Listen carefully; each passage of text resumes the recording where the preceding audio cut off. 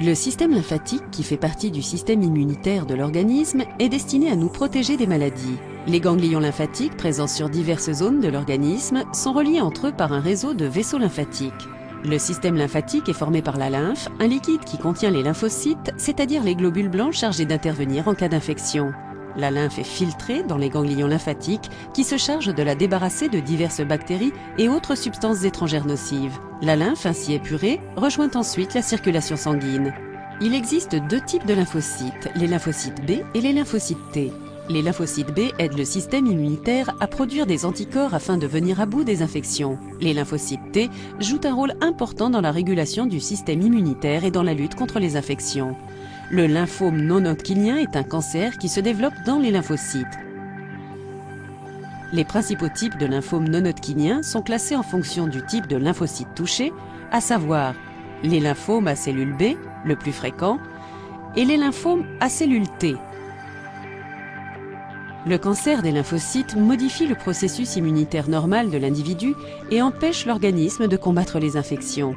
Le corps se retrouve alors en proie à diverses bactéries, virus et autres agents responsables de maladies.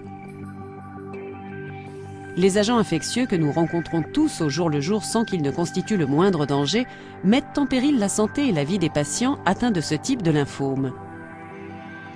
Et comme les lymphocytes circulent dans tout le système lymphatique, le cancer peut facilement se propager à d'autres régions du corps, ce qui entraîne l'altération d'autres organes.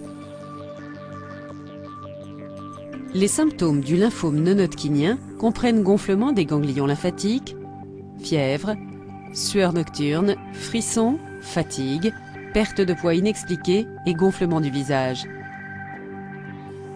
Les lymphomes non-hodgkiniens sont généralement soit agressifs et évolutifs avec des symptômes qui deviennent rapidement très graves pour l'individu, soit peu évolutifs avec une croissance lente et très peu de symptômes.